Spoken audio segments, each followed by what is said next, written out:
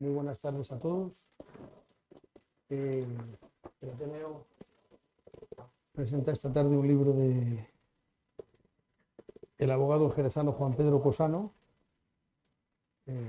Juan Pedro es un autor ya consolidado. Cualquiera que le siga en redes sociales, que es muy usual ahora, sabe que ya ha publicado más de una decena de libros, ha sido premiado desde el inicio de su singladura literaria, comenzando por la editorial Planeta y continuando por el Consejo.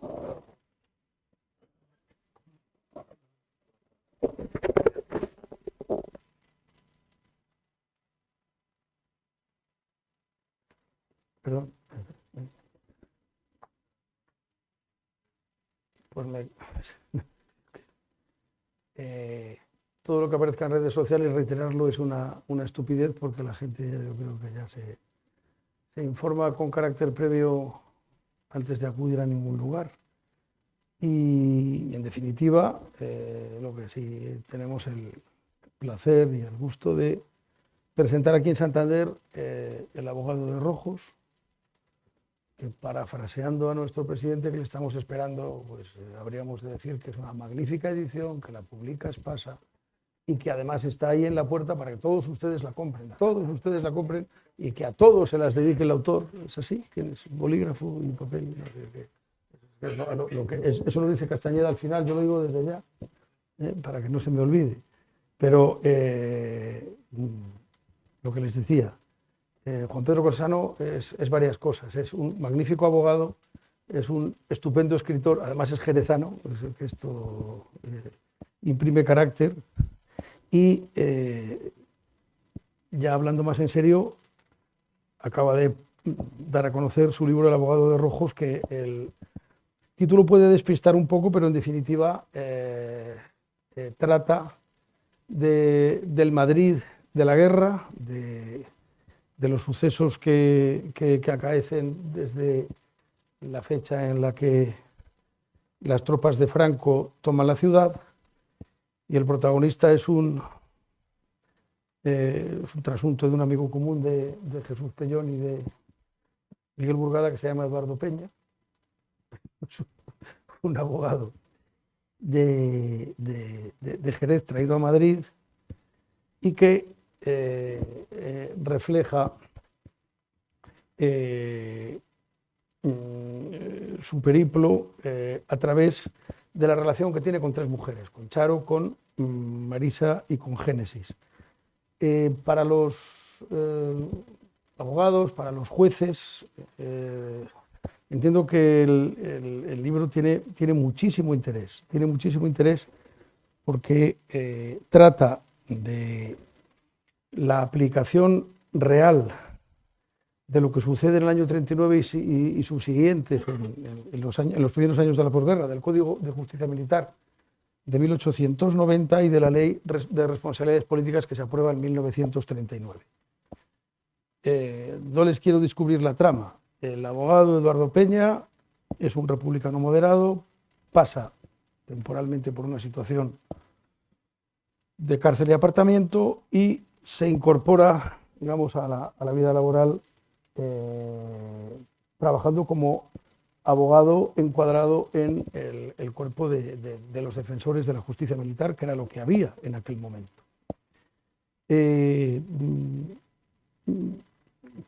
Creo que tiene ritmo de novela negra, de thriller. El autor, Juan Pedro Cosano, está reconocidísimo por el ritmo que le imprime a sus libros, y a todos recomiendo, sobre todo a mí me ha impresionado la última parte del libro, que es la defensa que como abogado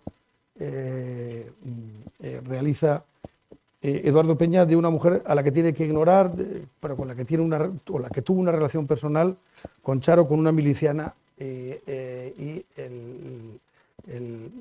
la cadencia de cómo se lleva a cabo y cómo se desarrolla el procedimiento, a todo abogado y a todo juez les va a encantar. No les quiero descubrir nada más porque, insisto, volviendo a la cuestión de redes sociales, los méritos literarios de Juan Pedro Cosano ya están consolidados a través de 10 libros, algunos de los cuales han sido, como insisto, premiados, El abogado de pobres,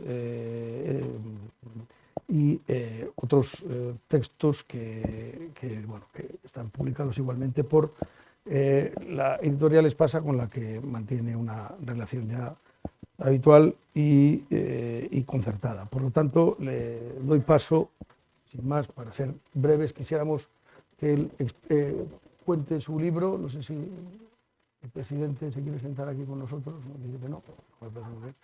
Ya les he dicho que el libro está fuera y que hay que comprarle, ¿no? Obligatoriamente.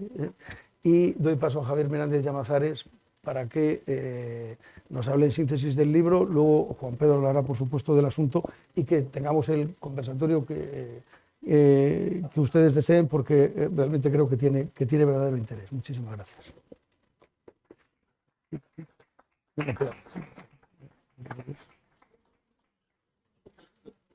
Pues muchas gracias, Calixto. Muy buenas tardes a todos.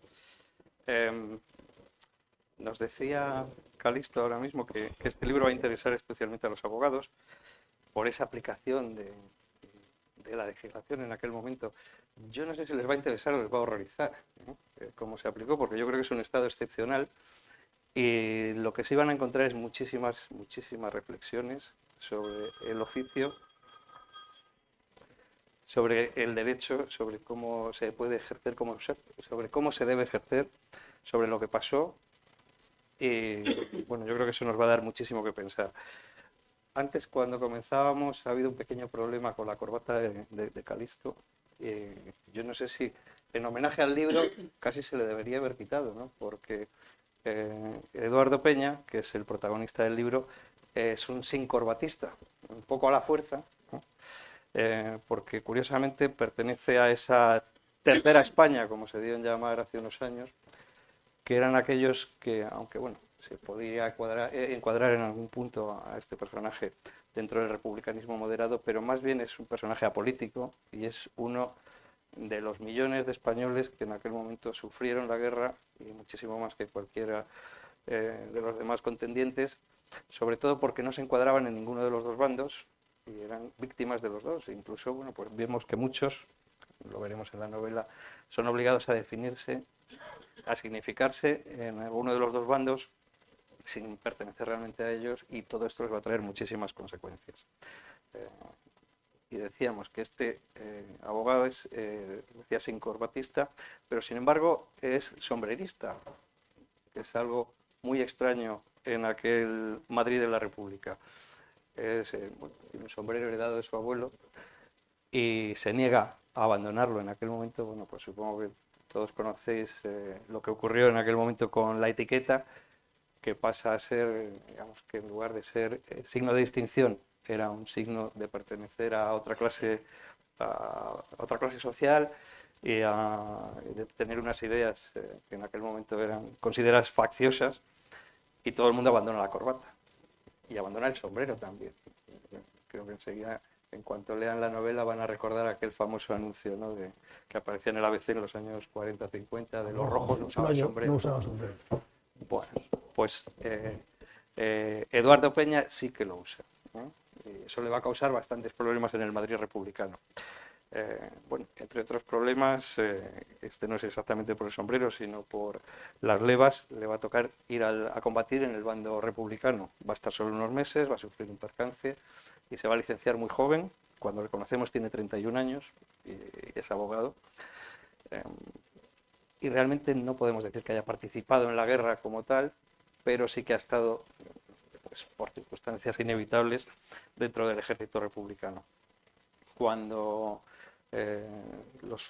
las tropas franquistas toman Madrid, Eduardo es uno de estos madrileños que lo recibe con cierto alivio, porque quiere que vuelva a la normalidad, quiere que se acabe ese periodo horrible de guerra, pero pronto va a ver que no todo es como se espera. Es decir, yo creo que También recordarán, yo creo, en cuanto avancen por el libro, el final de aquella maravillosa obra de teatro de Fernando Fernán Gómez, que decía, cuando decían, ¿ha llegado la paz? Dice, no ha llegado la paz, lo que ha llegado es la victoria.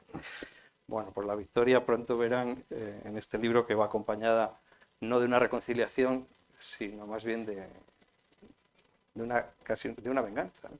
Y de muchísimos procesos de depuración, y además, bueno, en ese mundo que se crea en aquel momento, esa nueva España, la ley no va a ser, el imperio de la ley no va a ser la ley civil, sino que va a regir el código militar y todo se va a trastocar. Nuestro personaje, nuestro protagonista, Eduardo Peña, que además nos habla él directamente, nos va contando su propia historia, es un abogado de tradición familiar, bueno, que además él mismo dice que siempre había estado al margen, que ese era el signo de su vida, pero bueno, tuvo el pequeño inconveniente de haber tenido que escribir o dirigir una revista, un semanario, dentro del ejército republicano, dirigido a los soldados. Un semanario en el que aparecían, bueno, pues las típicas proclamas, loas y demás de la época, y algunos insultos a Franco, etcétera. Todo eso le va a pasar factura más adelante. Y este es el momento en el que le conocemos, en el que vamos a acompañarle y vamos a ver cómo, bueno, pues siguiendo el proceso de la época, va a acabar en la cárcel, en la famosa cárcel de Porlier, donde por cierto pasó muchísimo tiempo un ilustre santanderino, que fue José Hierro. Me imagino por las fechas que casi coincidirían, aunque era bastante más joven que Eduardo Peña. Sin embargo, bueno, vamos a ir conociendo cómo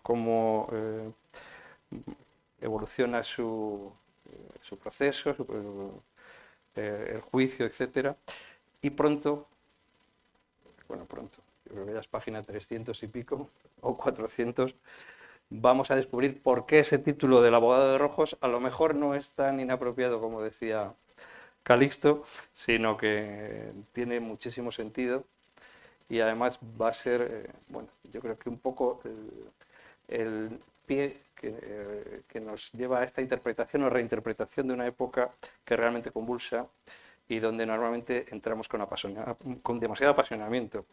Dice en un momento la madre del protagonista que las guerras no se acaban nunca. Yo creo que eso lo podemos comprobar todos simplemente mirando nuestra guerra civil. Empezó en el 36 y a veces parece que sigue hoy y seguirá mañana.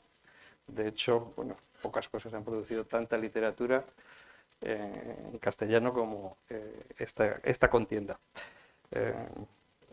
Yo creo que además, si la afrontamos como lo hace esta novela, que es no sin apasionamiento, ¿no?, pero sí sin partidismo. Porque si hay algo que reconocer es que se busca una objetividad extrema, aparte de la documentación que está absolutamente, yo creo que milimétricamente buscada y reflejada. No se hace un juicio moral, no se habla de buenos y malos, sino que se está contando la historia que pudo ser real, la historia que vivieron muchísimos españoles, y se habla de, además, bueno, desde ambos bandos. Hay muchísimo debate ideológico que, sin embargo, hay que agradecerle al autor que como lector se lleva muy bien, porque no son discursos contrapuestos uno al lado de otro, sino que lo vamos viendo encarnado en el devenir de la historia del protagonista y de los protagonistas, y además, bueno, nos lo adereza con esos elementos literarios que yo creo que consiguen que sea agradable para todos. Decía Calixto, hay 3 mujeres, los nombres casi no los voy a decir porque no vamos a destripar demasiado, pero claro, estamos hablando de un joven que está en Madrid en la guerra. Bueno, pues ahora se pueden imaginar que el amor va a ser un componente muy importante, pero no solo, desde luego no es una novela romántica, no es una novela de dignidad, y además es una aproximación a la historia, como les decía, que nos cuenta otra manera, nos cuenta de otro modo cómo fue una época sobre la que yo creo que se ha lanzado un tremendo oscurantismo, y que, bueno, yo creo que casi 80 años después es momento no casi 80, no, casi 90 años después es momento de ir alumbrando un poco y ver lo que pasó. Y yo creo que libros como este nos van a ayudar muchísimo a comprender qué ocurría. Si os parece, yo creo que vamos a abrir un diálogo porque hay muchísimas cosas muy interesantes, no solo, como os decía, de la trama que nos cuenta, sino reflexiones sobre el oficio, sobre el derecho, sobre el ejercicio y la práctica de la abogacía, que yo creo que nos va a interesar muchísimo a todos, y después pues, sería un placer si vosotros intervenís también y le planteáis vuestras preguntas. Entre esas perlas que aparecen sobre la abogacía, yo me quedé con una en la que el abogado, maldiciendo un poco su suerte o preocupado porque es abogado y va a ser juzgado, dice que la abogacía es una profesión sospechosa para unos y otros desde la noche de los tiempos.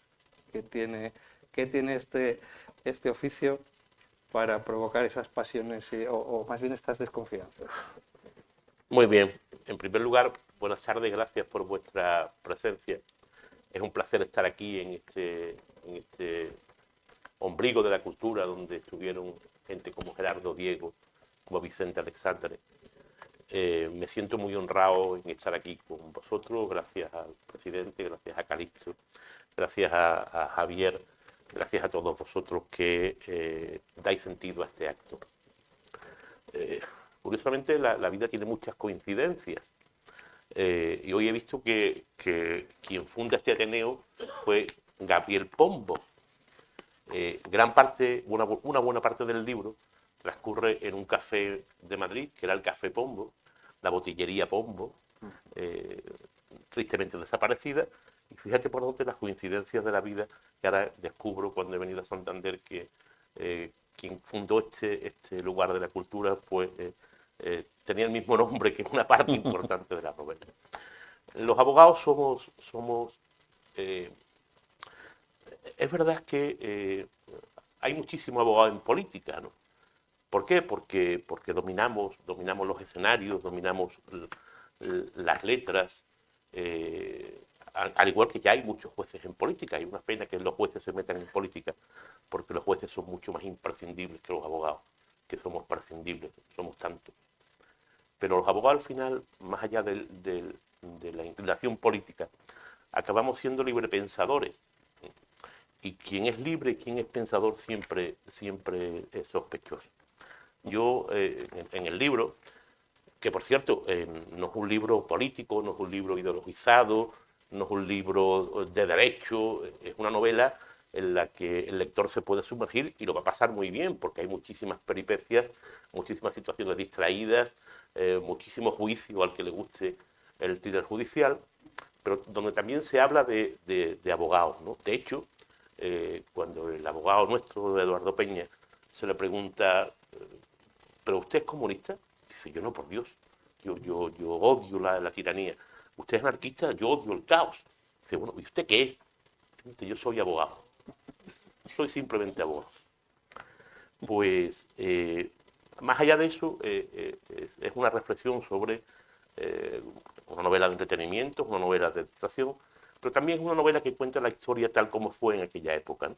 Y os quiero contar una anécdota a la que podréis acercaros si leéis la novela, ¿no? ¿Cómo fue la represión contra los abogados, al igual que contra los profesores, contra los fiscales, contra los jueces? Cuando Franco toma Madrid, el Colegio de Abogados depura a los abogados, les abre expediente, y de hecho fueron 61 los abogados expulsados, después ya rehabilitados por las juntas de gobiernos actuales.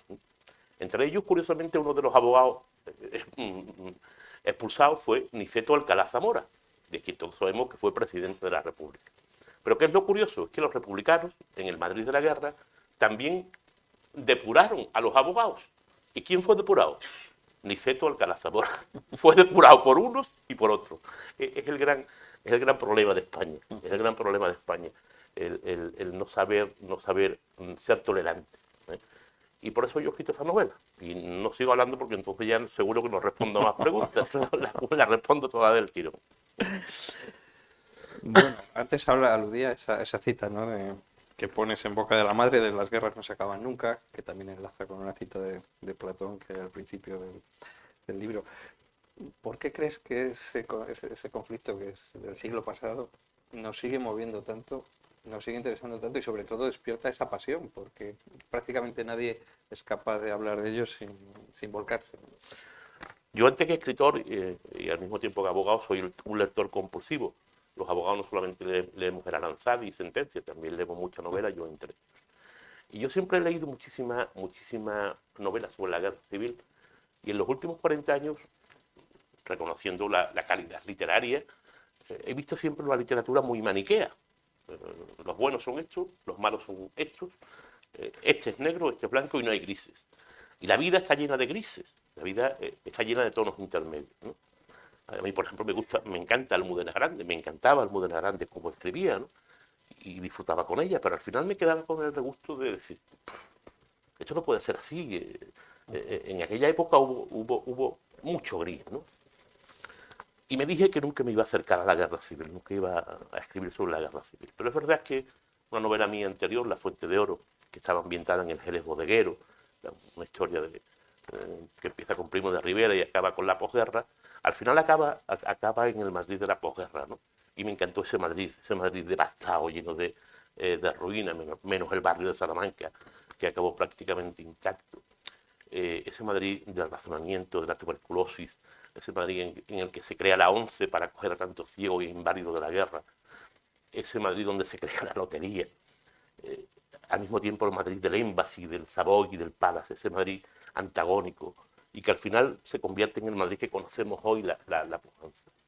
Y hace 4 o 5 años vi con auténtica desolación cómo gente muy joven que no vivió la guerra, y hablo de uno y otro extremo, yo no quiero hablar de ideología, yo recuerdo siempre lo que decía, no sé si fue Cicerón, un romano, que dice que los inteligentes tienen ideas, los imbéciles tienen ideología, ¿no? Tampoco llegó a eso y no sé quién para afirmarlo, eso lo dijo un romano antiguo. Pero es verdad que yo veía con auténtica devastación, con desolación, que gente muy joven, de uno y otro signo, querían resucitar la guerra civil, reabrir trincheras, abrir heridas que ya estaban restañadas, volver a las dos Españas. Y digo, quiero contribuir de alguna forma a contar, no la verdad, porque la verdad es algo tan absoluto y tan inabordable, pero al menos acercarme sin maniqueísmo a la realidad de aquella época, ¿no? Y escribí El abogado de Rojos. Tuvimos 2 nombres, uno era La Miliciana, otro El abogado de Rojos, se lo presenté a la editorial y me dijo la editorial, tenemos un proyecto para ti, no es el momento. Me encargaron una novela sobre la conquista del Perú, que fue el rey del Perú. Bueno, me lo pasé muy bien escribiéndola, y después una novela sobre María Luisa de Orleán y el rey Carlos II, que fue un gran descubrimiento, por cierto. El rey Carlos II, os recomiendo que os acerquéis a él con sumo cariño, porque es un personaje magnífico de la historia de España, que nadie podrá quererle como yo. Hasta que hace un año la editorial me dijo, es el momento del abogado de Rojo. ¿Por qué? Porque aquello que yo detecté hace 4 o 5 años, hoy en día se ha hecho una palpable realidad. Hay quien quiere volver a aquella España de Machado, españolito que vienes al mundo, te guarde Dios, una de las 2 Españas, adelante el corazón. Y yo creo que no es momento de abrir heridas que ya estaban cicatrizadas, ni de enarbolar banderas antiguas. Es momento de encarar el futuro bajo cimientos de esperanza y no con cimientos de odio y de rencor. Y esta novela lo que habla es de reconciliación, lo que habla es de una paz auténtica, y a través de juicios, de reflexiones, de peripecias, de historias en el Madrid de la primera posguerra, al final yo lo que quiero es que el lector se quede con ese mensaje, que la reconciliación es posible y que España ya ha sufrido bastante como para que sigamos todavía escarbando en heridas que ya estaban cicatrizadas. Y eso es lo que el abogado de Rojos, que era un tío pusilánime, un tío timorato, marcado porque su padre los abandona a su madre y a él con 11 años, que en un momento determinado él no quiere involucrarse, él no quiere saber nada de la guerra ni de la paz, quiere únicamente pasar de puntillas por la vida, ser espectador más que actor. Hasta que al final, empujado por su madre, se decide a interesarse por la suerte de 2 vecinos que habían sido detenidos. Y no solamente es objeto de burla, porque un abogado civil no podía defender a un preso por delito militar en un consejo de guerra, tenían que ser tenientes auditores. No solamente se le burla, sino que además es detenido, por lo que decía Javier, porque había sido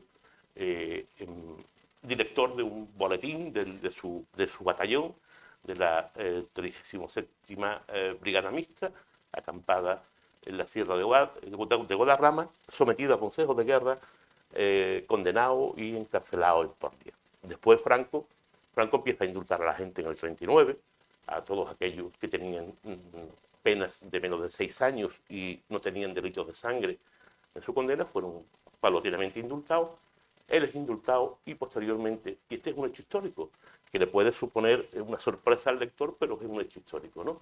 Franco, ante la carencia de abogados militares en el cuerpo jurídico militar, tiene que tirar de abogados condenados incluso por ser republicanos y los integra en el cuerpo jurídico militar.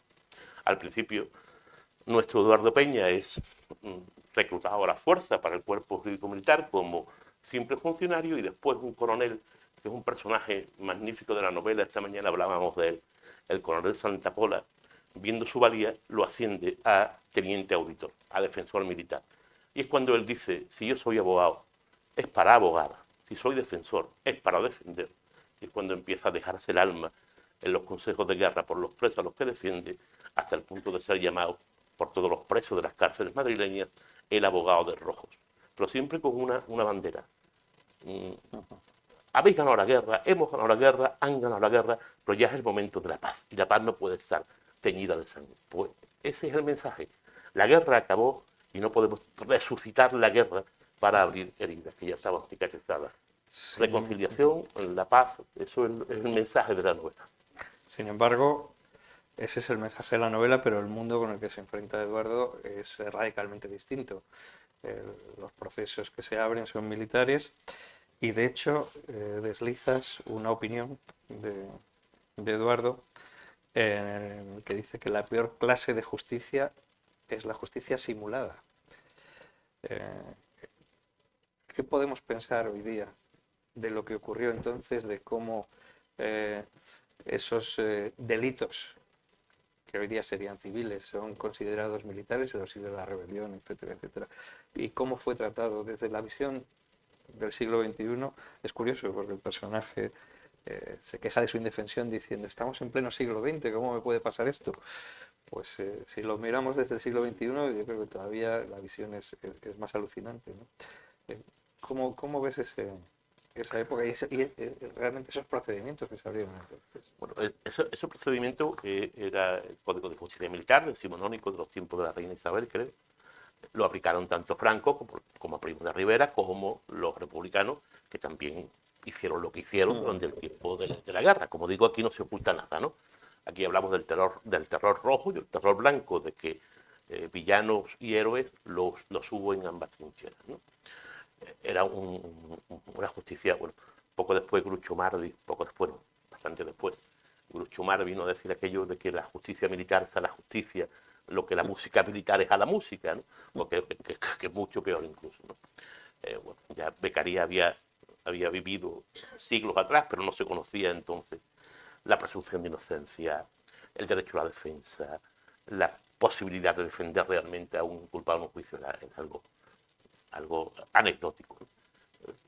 De hecho, el defensor militar no tenía acceso al sumario hasta que no se abría el plenario.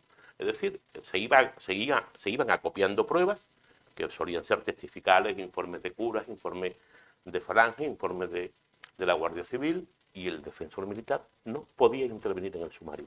Podía intervenir únicamente cuando se abría el plenario. Y tenía entonces derecho a durante 3 horas estudiarse el sumario. Durante 3 horas.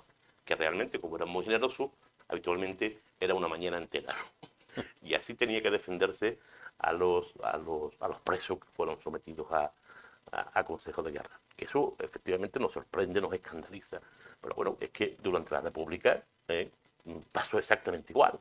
No pensamos que fue algo de Franco. Franco sí puso de su parte, porque incluso se dictaron leyes de Burgos leyes desde Burgos, a partir del 36, que vinieron a hacer más difícil la defensa de lo que el Código de Justicia Militar ya suponía, ¿no? Y de hecho se prohíbe el recurso de apelación. Una sentencia condenatoria no se podía recurrir porque estaba prohibido por una ley dictada por la Auditoría de Guerra desde Burgos. Pero sí, en caso de sentencia absolutoria, la Auditoría de Guerra sí podía revisarla por si acaso esa absolución no era conforme a derecho. Y de hecho hay muchísimos casos en que sentencias absolutorias, que las hubo, fueron revocadas posteriormente por la Auditoría de Guerra. Bueno, las hubo, pero cuando vemos a los abogados defensores celebrar condenas de 6 años, o incluso condenas de 2 años, como auténticos milagros, me imagino que las absoluciones serían contadísimas, ¿no? Según estadísticas sobre la guerra civil, como sabéis, hay para todos los gustos, no hay quien habla de miles, de cientos. Yo, por lo que he visto, creo que un 20% de sentencias absolutorias y un 20% de sentencias a muerte, de condenas a muerte. El resto ya eran penas de reclusión que solían ser muy largas, ¿no? O incluso muy cortas, y no por cortas menos injustas. Ahí en la novela se recrean consejos de guerra que fueron reales, ¿no? Por ejemplo, y no recuerdo el nombre, un militar, creo que era un coronel, que durante el alzamiento se pronuncia a favor de Franco, es decir, se alza contra la República, es enjuiciado por los republicanos y absuelto por falta de pruebas. Y cuando este hombre, una vez absuelto, intenta boicotear al ejército de la República, la abolición, prácticamente se convierte en un quinta columna. Cuando llega Franco, es enjuiciado, es sometido al Consejo de Guerra y condenado a 1 año y 6 meses de cárcel. ¿Saben ustedes por qué? Incluso el general Muñoz Grande, el famoso de la División Azul, testificó en su favor, pero fue condenado. ¿Saben ustedes por qué? Porque después de su absolución en el juicio republicano, gritó «Viva la República». Eso es un hecho real. Y hay muchas sentencias, muchos consejos de guerra que son reales, que ocurrieron en realidad, ¿no? Que en la novela hay mucho recurso literario, evidentemente, pero hay muchísimo dato que yo lo he visto en las actas de los procesos militares de la época. Bueno, me interesa mucho cómo recoges todos los puntos de vista, ¿no? Por ejemplo, cuando el abogado Eduardo va a ser encausado y le están acusando de auxilio a la rebelión. Y él piensa para sus adentros, porque claro, no podía decirlo, ¿cómo voy a auxiliar ninguna rebelión si fueron ustedes precisamente quienes se rebelaron? Es decir, que estaba ya viciado de por sí el propio procedimiento. Ya entramos en una dinámica complicada, ¿no? El alzamiento no estuvo justificado, la República era o no un caos. Evidentemente el abogado de aquella época defiende la legalidad. La legalidad fue la que era. Y evidentemente él no auxilió a ninguna rebelión porque quien se rebela es Franco. Pero yo quiero huir de las motivaciones, ¿eh? Yo siempre digo que no hay ni blancos ni negros. Quiero no soterrar las causas, porque no se puede olvidar la historia, porque corremos el peligro de volver a repetirla en caso de que la olvidemos. Pero la novela va más que a la causa, más que a buscar culpables de lo que pasó, que yo creo que la culpabilidad es compartida, va más a decir lo que pasó, que la historia juzgue, pero vivamos en paz y reconciliémonos a partir de ahora. Bueno, haciendo la novela yo creo que te has divertido muchísimo. A ver, entendámonos. Es un asunto duro, el tema es duro, pero es una novela. Y hay unos cuantos elementos que bueno, pues yo creo que denotan cómo te lo has pasado investigando y luego lo vas, por ejemplo, cuando nos cuentas que había un juzgado especial de porteros. Cierto. Pues, que yo creo que uno se queda absolutamente alucinado. Parece contar un poquito qué fue ese... Es realmente verídico. Bueno, los republicanos durante la República crean 200.000 juzgados para intentar controlar a los juzgados populares que hicieron las barbaridades que hicieron, ¿no? Y Franco, tuvo una maquinaria en el Madrid de la guerra impresionante, y una quinta columna que realmente funcionó como un servicio de espionaje magníficamente eficaz, ¿no? Cuando Franco entra en Madrid, crea el Juzgado Especial de Porteros. Él presume, el ejército, el gobierno franquista presume, y con razón, que los porteros son los principales conocedores de la realidad del inmueble en el que sirven. Y se le plantea un cuestionario que el que se narra en la novela es el que realmente se planteó a los porteros de aquel año 39. Tenían que identificar a cada uno de los habitantes del inmueble, decir si había habido delitos durante el inmueble, durante la guerra, quién había sido el responsable, identificar las ideas de cada uno de los vecinos del edificio, si eran adeptos al Frente Popular o habían militado en algún sindicato o partido político, y efectivamente tenían que presentar esos cuestionarios, so pena de cárcel, en el juzgado que a cada uno le correspondía, ¿no? Y era el Juzgado Especial de Porteros, que es algo tan sorprendente como cierto. Bueno, entre tanta documentación, a mí, por ejemplo, me ha divertido mucho cuando hablas de la Plaza de Toros de las Ventas durante la República. ¿Realmente se convirtió en una huerta? Sí, sí, absolutamente cierto. Tened en cuenta que durante la República, al igual que durante la República se pasó hambre en Madrid, porque era un Madrid sitiado, ¿no? Las lentejas eran las píldoras del doctor Negrín, era el único alimento realmente reconstituyente que existía, y después mucho pan negro, mucho pan de mijo, mucha miseria en definitiva, ¿no? La venta se utiliza como huerta, se siembran, supongo que legumbres, tomates, y de las primeras órdenes que da Franco cuando llega a Madrid es que los madrileños ayuden a reconstruir el Arenal de las Ventas, que había sido convertida en huerta comunitaria por los republicanos. Lo que se refleja también en esa entrada de los franquistas en Madrid es la prisa o el enorme interés que tenían en recuperar la normalidad, ¿no? Que abrieran los teatros, que abriera el cabaret, que hubiera espectáculos, que la gente saliera a la calle. Es decir, se quería borrar inmediatamente todo lo que había pasado en los 10 años anteriores. Sí, algo que es realmente cierto. Yo, para documentarme en esta novela, me he ido a las hemerotecas. La de la ABC es particularmente gratificante, porque tienes ahí todo lo que era la vida del Madrid de la época, ¿no? Desde los anuncios, que son sumamente reveladores, hasta lo que se proyectaba en cine, lo que se representaba en teatro, hasta cómo se anunciaba que en las carnicerías llega un tren de Portugal con no sé cuántos kilos de ternera, y eso fuera la locura para los madrileños, ¿no? Que por fin podían comer carne y plátano. Las hemerotecas han sido el gran lugar donde documentarse y donde conseguir. A mí me gusta mucho en mis novelas plasmar el detalle, ¿no? Y hablar de cómo es la ciudad, de qué se come, cómo se viste. Lo accesorio me gusta convertirlo en algo importante, ¿no? Y para eso la prensa ha sido fundamental. Bueno, es curioso que menciones el ABC porque es un caso de travestismo político maravilloso, ¿no? Que pasa de ser monárquico a campeón del republicanismo, y al día siguiente, bueno, yo creo que la transición no es hacia la monarquía, sino franquista, ¿no? El primer día, sin embargo, eso no solo lo vemos en un periódico donde es un paso forzado por la incautación, etcétera, sino que lo reflejas en la vida cotidiana, en ese portero que era sindicalista y de repente aparece con la camisa azul, claro. O gente que no se sabía, bueno, digamos que se levantaba casi cualquier bandera, ¿no? Es la supervivencia. Claro. Tenéis en cuenta que en la guerra civil, en ese terrible episodio que vivieron nuestros bisabuelos, cada cual lo vivió o lo sufrió no en función de su idea, sino en función del territorio.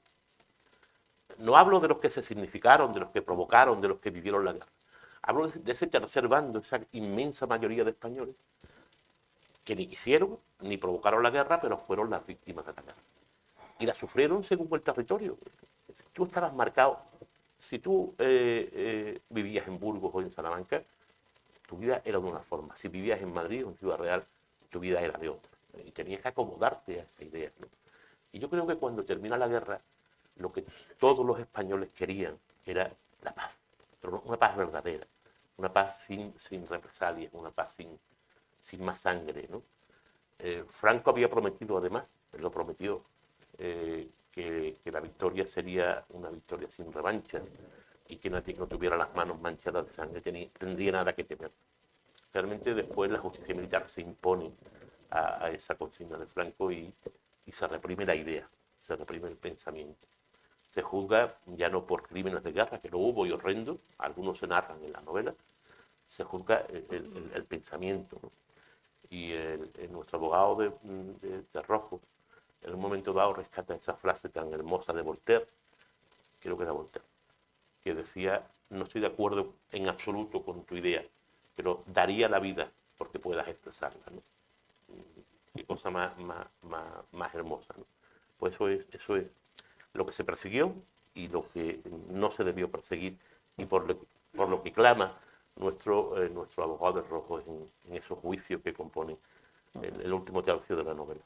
Bueno, y decíamos que es una novela con una trama novelesca, pero me imagino que para construir este personaje habrás investigado y habrás encontrado, me imagino, quiénes eran aquellos abogados, o no queda memoria de ellos. Siento mucho desengañaros, pero no hubo ningún héroe en esa fecha. Yo no conozco ningún abogado de Rojo realmente. La defensa de los presos políticos fue una defensa rutinaria, una defensa protocolaria. Realmente no hubo empeño en defender, ¿no? Incluso el acta del juicio de Julián Besteiro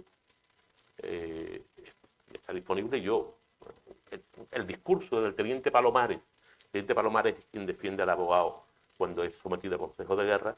El informe final del teniente Palomares es el informe que hace el defensor de Besteiro, que realmente no suena chino ahora mismo, porque es un informe sin chicha ni limonada, ¿no? Bueno, pues ese fue el de Besteiro. ¿Cómo sería el de los muchísimos enjuiciados anónimos, ¿no?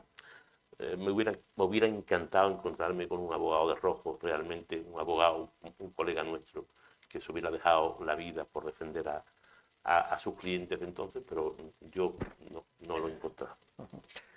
Bueno, nos decía Calixto al principio que hay tres mujeres que son personajes, aparte de importantes en la trama, son muy simbólicos, ¿no? Que son Marisa, la novia bien de toda la vida, Charo, que es bueno, pues un amor, y luego una locura, digamos, fruto de la guerra, con una miliciana a la que dan llamar Clara, que es una mujer liberada.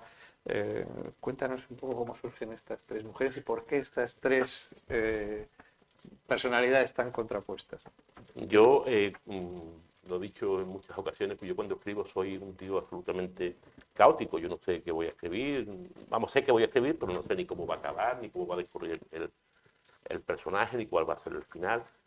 Poco a poco los mismos personajes van deambulando por la novela y diciendo cuál es el camino que quieren tomar. Hace poco leía a un autor que yo pensaba que era menor, pero que me ha fascinado el par de cosas que le he leído, que es Stephen King, a quien todos conocéis, que escribe novelas de terror, y a mí eso del miedo, eso no me deja hacer pipí por las noches, no que vaya, esas cosas no las suelo leer.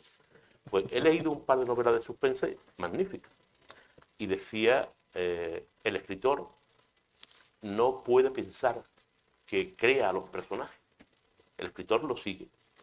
El escritor no crea escenas, las presencia. Y el escritor no puede pensar que es Dios, porque es simplemente secretario. Y realmente es así. Tú creas un personaje, pero es él el que te va diciendo cómo quiere deambular por la novela. Y parece que es una tontería, pero en muchísimas ocasiones es así. A mí el personaje de Eduardo Peña me costó Dios y ayuda crearlo, y de hecho hasta hace pocos meses no se le dio el perfil definitivo, porque su evolución es muy complicada. Para que sea creíble es muy complicada, de ser un timorato, de ser un pusilánime, de ser un cobarde, como él mismo se llama, a ser un abogado de Rojo. La evolución tenía que ser muy pausada y al mismo tiempo muy creíble. Para eso le ayuda entre tres mujeres, ¿no? La primera es Clara, una miliciana de la que él no sabe el nombre, Él estaba un día en el Madrid de la República, en el 37, y es detenido por los piquetes de milicianos que causaban el terror en Madrid. Le piden los papeles y enseñan los papeles, y entre el piquete había una miliciana. Esa tarde, esa miliciana se presenta en su despacho, se aterroriza el pobre hombre, pero la miliciana lo que quiere es estar con él. Dice que nunca ha hecho el amor con un fascista. Y empiezan una relación tempestuosa, carnal, pero realmente nunca llega a conocer el nombre de esta miliciana hasta que en agosto del 38 desaparece de su vida. Después, esta miliciana, no vamos a hacer spoiler, pero esta miliciana es el leitmotiv de la novela. Sin ella, la novela no se entiende. La segunda mujer es Charo Velarde, que es una profesora madura, serena, mayor que él, a la que conoce una vez que Clara desaparece de su vida y que representa un poco la estabilidad en este mundo caótico de la guerra. Es a la que él se agarra en ese tiempo convulso. Y después está Marisa. Marisa es lo contrario de Eduardo Peña. Es la hija de un potentado, de un terrateniente, que se enamora de él siendo muy joven, que huye de Madrid cuando el alzamiento, porque su padre era un dirigente del Partido Agrario. Se refugian en una embajada, la embajada del Perú. Curiosamente te encuentras con anécdotas magníficas, ¿no? Muchísimas personas perseguidas por los republicanos se refugian en las embajadas, muchas de las cuales fueron asaltadas por los milicianos y asesinados los refugiados, ¿no? Los japoneses son unos tíos magníficos. El embajador japonés, cuando se produjo esos asaltos de embajada, puso la bandera de su país en la puerta de la embajada, cogió una pistola y dice: el que se atreva a pisar la bandera de mi país, le pego un tiro. Y los milicianos se fueron, ¿no? Son anécdotas que ocurrieron entonces y se cuentan en la novela. Huye de Madrid y se la encuentra a Marisa una vez que ya está encarcelado en Porlier. Ella va a verlo a Porlier y contribuye a su liberación. Y sigue a su lado posteriormente, a pesar de las muchas cosas que pasan. Y Génesis, no vamos a hacer spoiler, es una de las presas a la que tiene que defender, que es el final de la novela, que creo que es un final muy, muy emotivo, muy intenso, con independencia de que el epílogo es un desenlace diferente de otra pequeña intriga que hay en la novela, ¿no? Os insisto, la novela, hablamos mucho de Franco, de política, pero la novela es una novela, es puro entretenimiento, es sumergirse en el Madrid del 36, del 39 al 42 y seguir las peripecias de una persona muy normal, un antihéroe, que es este abogado modesto, humilde, mercantilista, que por las circunstancias de la vida se ve obligado a ser el abogado de rojo. Bueno, a partir del personaje de Charo, introduces una corriente de pensamiento, una escuela que fue el krausismo, ¿no? Que obviamente... No me preguntes por qué, eso ya no me acuerdo. Sí, pero bueno, que es algo que se reprime y que curiosamente es la de los librepensadores, ¿no? Que no iba absolutamente contra ningún principio, digamos, de la Nueva España. No atentaba contra el cristianismo y contra el catolicismo. Claro, pero sin embargo se persigue igual, ¿no? Y le acaba causando muchos problemas.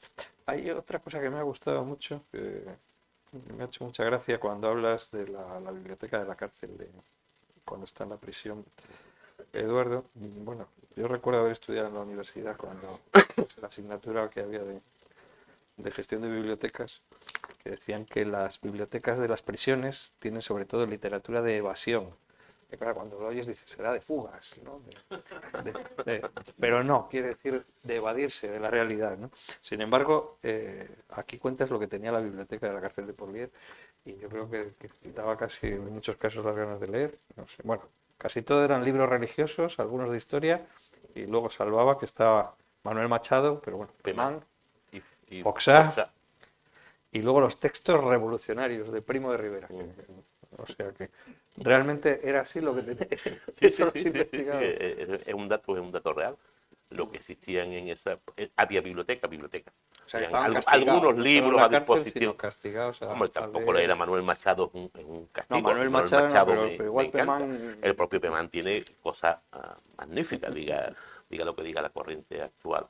Pemán tiene poemas impresionantes. A Foster la verdad es que lo he leído poco y a José Antonio nunca lo he leído. Pero bueno, a mí con Manuel Machado y con Pemán me bastaba. Pero que es verdad que efectivamente existía esos pocos libros, bueno, mucha Biblia, mucho catecismo, mucho Ripalda, pero era lo que había para los presos, porque muchos de ellos además intentaban acercarse al poder establecido, que eran los funcionarios, los curas de la prisión, para conseguir beneficios penitenciarios en sus condenas.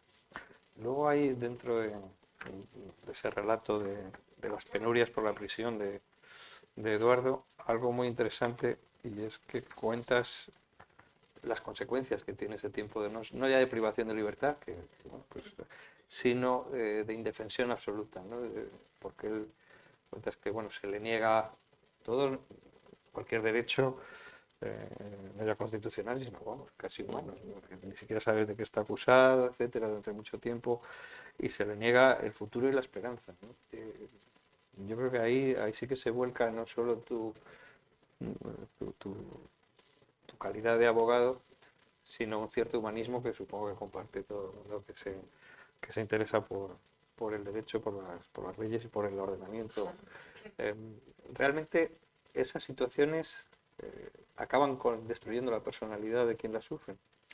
Yo entiendo que sí, es decir, difícil ponerse en la piel de una persona que sufre una condena injusta, ¿no? Y los hay, ¿eh? Pero a mí me gusta mucho de la novela una frase o una reflexión que dice Eduardo, dice, lo peor es la falta de esperanza, lo peor es la inconsciencia del tiempo. No, sí. El tiempo, da igual que pase, que no pase, no es tiempo. ¿Por qué? Porque yo ya he acabado, ya yo no tengo tiempo, ¿no? A mí lo que me espera debe ser horroroso el sentirse injustamente condenado y sufrir una pena que cree que no merece. Eso nos da pie a unas reflexiones que ya no son del mundo de la novela, pero bueno, yo creo que el lector se va a ver en esa situación. Como yo, que no he hecho nada malo en mi vida, que he intentado ser espectador, que lo máximo que hice fue servir con mi quinta en una brigada mixta y dirigir un boletín porque me mandaron. No puedo estar condenado a prisión y extraído de lo que era mi vida siendo abogado, ¿no? Debe ser horroroso el peso de la injusticia. Yo creo que yo ya te he encordiado muchísimo y nos acompañan todos. Ha sido un interrogatorio, ¿eh? No. Yo quería, Sí, por favor. por romper una cabeza de cerilla en favor del bibliotecario de Porlier, ¿eh? Sí. Porlier. Hay una entrevista de Joaquín Soler Serrano, clásica, a Jorge Luis Borges, donde le pregunta por Antonio Machado. ¿De qué opina usted, maestro, de Antonio Machado? Y entonces le responde, no sabía yo que don Manuel Machado tuviera un hermano. El bibliotecario se anda al juego. Es un magnífico poeta. Hay un duelo que apasiona en tu libro, que antes ya lo has mencionado, entre el abogado Echerepeña y el militar Santapola, donde mantienen las conversaciones propias del litigio, pero Santapola, digamos, le da dimensión y le valora a Eduardo Peña, le dice que quiero hablar contigo de determinadas cosas fuera del procedimiento. Yo quisiera que comentaras qué posibilidad les daba, o si era absolutamente imposible, algo que habéis mencionado antes, ser no ya héroe, sino mantener el tipo dentro incluso de la legalidad vigente, porque lo que les recomiendo vivamente a los que lean el libro es que el relato del procedimiento donde defiende Eduardo Peña a Clara, es apasionante. A la miliciana. A la miliciana es apasionante porque utiliza todas las posibilidades que le da la legislación vigente, tirando de cosas del siglo XIX, para justificar la petición entre inocencia y clemencia, que comentaras eso. Luego hay una frase tremenda que se la, creo que si no recuerdo mal, se la dice el capitán es un capitán, creo que es el que manda el pelotón de fusilamiento. Al final, sí. No me acuerdo del nombre, pero era un capitán. El capitán que manda el pelotón de fusilamiento que le dice a Eduardo Peña que acude, y se lo permiten de manera heterodoxa, que acuda a ver cómo fusilan a la persona que acaba de defender o que ha defendido. Y le dice: solo los muertos son los que disfrutan el final de la guerra. Eso es muy platónico, ¿no? ¿Qué te parece? Más fácil de Platón, sí. A mí esa escena del coronel Santa Pola me gusta mucho. Es una escena donde es cuando le dice al coronel. El coronel fue el valedor del abogado del Rojo, fue quien lo mete en el cuerpo jurídico militar, quien lo asciende a teniente auditor desde funcionario, ¿no? Y le dice: mire usted lo que se ha convertido. ¿Sabe usted cómo lo dicen en las cárceles? Le dicen el abogado del Rojo. Y está usted subvirtiendo el orden de las cosas. Y está usted provocando las iras de la superioridad. Y le echa la bronca. Y en un momento dado dice: hemos terminado de hablar oficialmente. Y ahora escúcheme, hijo. Siga haciendo lo que está haciendo. Siga dejándose la piel por los presos. Siga trabajando en pro de la justicia. Pues yo quiero creer que en esa época terrible, en esa época oscura de la justicia, tuvo que haber alguien que hablara en favor de la justicia y del derecho, ¿no? Y el coronel Santa Pola, que es un personaje muy marginal, para mí es de los personajes más hermosos del mundo.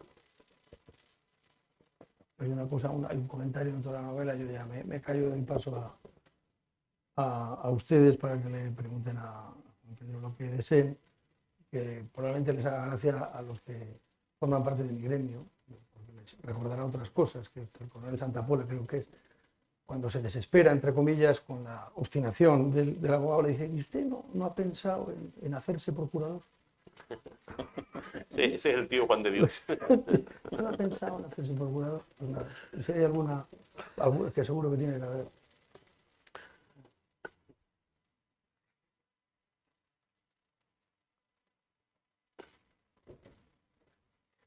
Voluntario.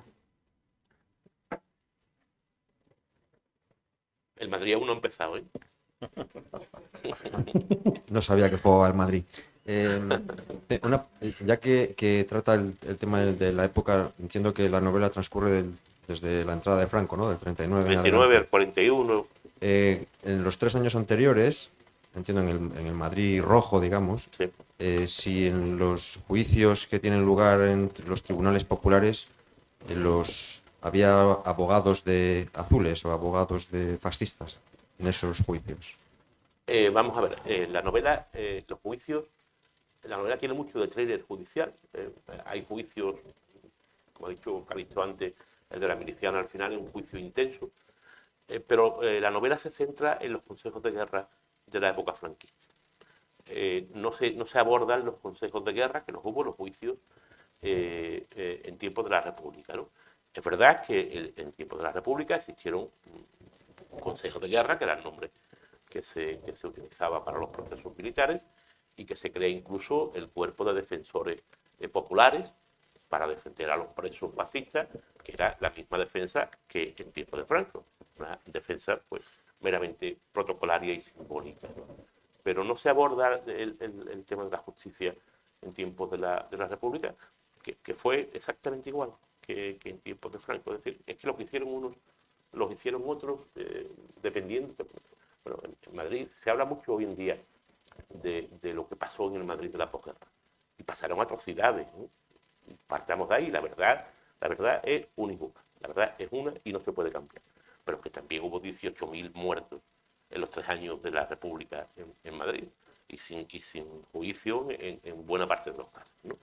que lo que ocurrió fue un disparate por ambos sentidos y que tenemos que aprender de eso y no volver a repetirlo. Yo cuando yo veo, y perdonadme que entre en temas que pueden ser ideológicos y no quiero, cuando yo veo que hoy en día hablamos de una ley de amnistía a un presidente catalán y que en la República existió la ley de amnistía a Luis Companys, cuando yo veo que leyes que nos parecen muy actuales, muy del siglo XXI, como estas leyes que prohíben el lanzamiento en los desahucios, y veo que esas leyes ya existían en la República, está prohibido lanzar al deudor moroso.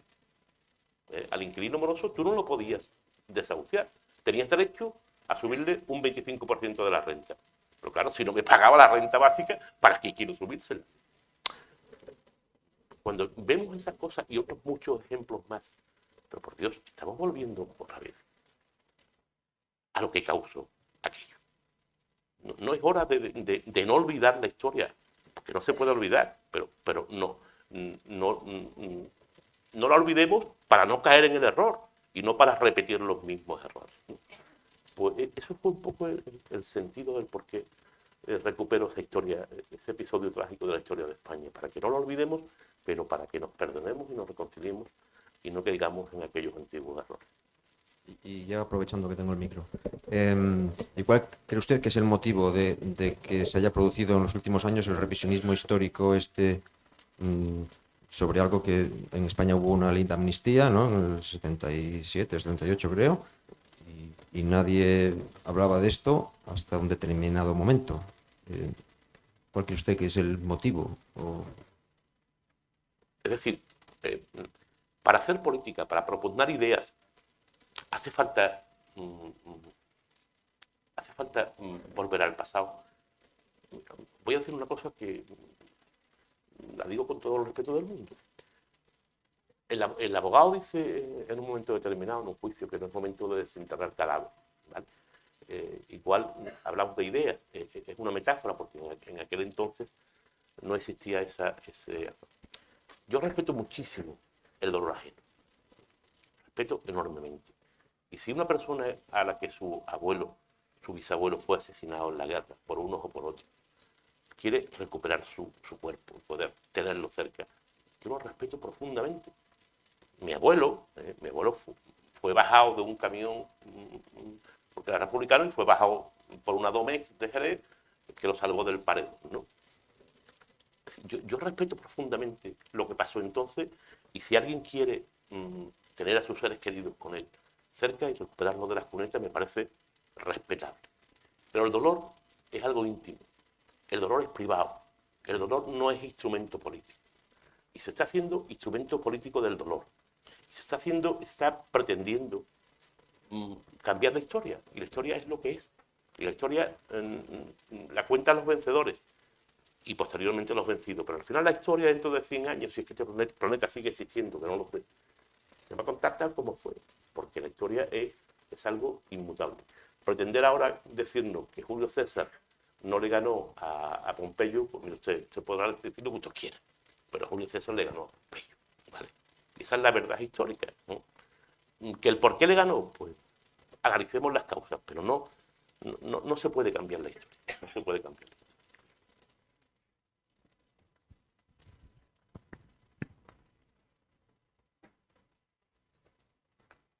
Decano, concluya. Continúe. Ya le saludaba a Juan Pedro. Me lo dijo hace unos días Calixto, que es el culpable de que yo no haya podido acceder al libro porque no me ha dado tiempo. Pero sí leí el anterior libro, que también está relacionado con la profesión de la abogacía, que tú ejerces, me dicen que brillantemente en Jerez, en la frontera. Y en el anterior libro reflejas otra historia de la abogacía desde otro punto de vista, que es el compromiso de nuestra profesión con la asistencia jurídica gratuita en Jerez de la Frontera, me parece que en el siglo XVI. 18, un abogado que defiende... El abogado de pobres. El abogado de pobres, que me leí, me apasionó, me decía José Luis ahora que también le había gustado, que lo había leído y que fue un premio del Consejo General de la Abogacía. Me llama la atención tu reflejo de la profesión en tus novelas, leeré esta también. Y también me llamó la atención el nombre del abogado de pobres, porque nuestro colegio, en el acta fundacional, parece que nuestro colegio tiene más de 180 años, refleja la figura del abogado de pobres, y en el acta fundacional dice que se designan 4 abogados que están designados nominativamente y se designan abogados de pobres que lo que hacen es ese trabajo de asistir a los... Pues una figura real. Los reyes católicos en 1400 y pico ya hablan del abogado de pobre en pragmáticas que dictan. El abogado de pobre es el precedente del abogado de oficio, ¿no? Y con aquella novela, bueno, yo entonces... La primera novela que yo escribo se llama Hispania, que yo autopublicaba y la regalaba a mis amigos. Está ambientada en la Gades del siglo I a.C. El protagonista es Cayo Flaminio, que es un seguidor de Cayo Mario, que se exilia a Gades desde Roma cuando Lucio Cornelio Sila derrota a Cayo Mario, ¿no? Pues ya en esa novela, esta novela la escribí, no existía internet, entonces documentarse era a fuerza de biblioteca. Pues ya este Cayo Flaminio, todos los grandes romanos eran abogados en el foro, pues ya celebra un juicio en una Gades que yo me invento porque no hay noticia de cómo era la Gades. Yo traslado un poco la justicia fenicia o cartaginesa al Gades de aquella época, ¿no? Y después yo publicaba, autopublicaba, regalaba las novelas, y un día me dio por escribir El abogado de pobres, que la empecé a escribir, y de hecho la mayoría de los personajes que pululan por esa novela son recreaciones de amigos míos, ¿no? De hecho, Pedro de Alemán, mi padre se llamaba Juan Pedro Cosano Alemán, y Pedro de Alemán es por mi padre, ¿no? Después está el falsificador, no sé si te acuerdas de él, el que falsificaba los cuadros de Zurbarán, que era Ignacio de Alarcón, que era mi hermano Ignacio, que el pobre murió hace un par de años. Ignacio de Alarcón, además lo describo a él, es como era, ¿no? Yo pensaba que esta novela iba a hacer lo mismo que siempre. Autopublicarla, presentarla, tomando una copa con los amigos, y ahí se quedaban. Pero resulta que un compañero de despacho la presenta al premio Abogados de Novela. Todos los premios están dados, en todos, ¿eh? Y pues a tanto gustó la novela en los comités de lectura, que llegó al jurado, y el jurado dijo que era esta la ganadora. Aquello sirvió para que el premio se fuera a hacer puñetas. Ya se enfadaron el consejo con la editorial, pero a mí me sirvió para publicar con Planeta, y entonces pues publicó más o menos regularmente con ellos. Y a mí, cuando me hablan del abogado de pobres, pues me da en la fibra sensible, porque es un poco mi hijo primogénito y el más querido.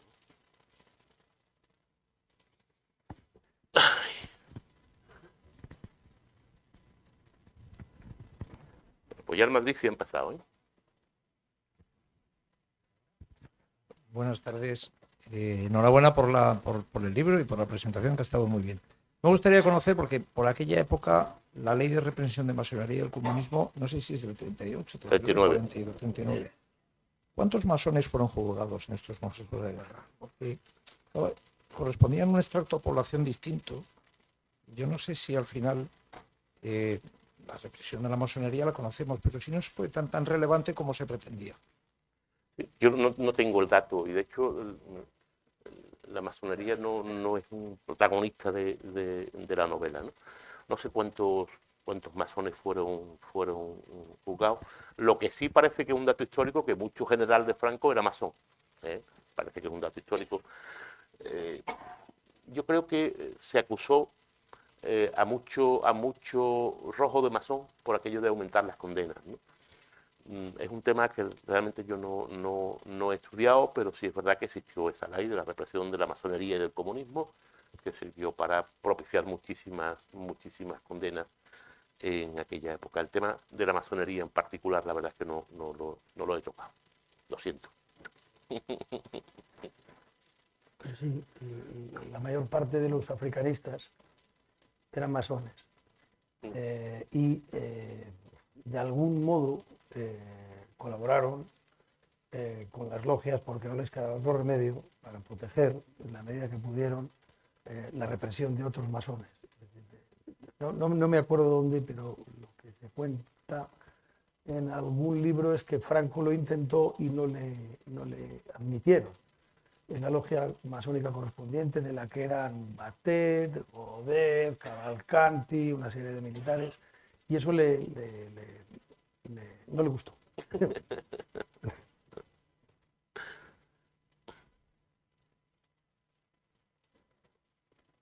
Pues entonces, Muchísimas No hay gracias a cuestiones todos más. por Muchísimas gracias por a la ustedes. atención y por haber estado. nada. Sí, sí.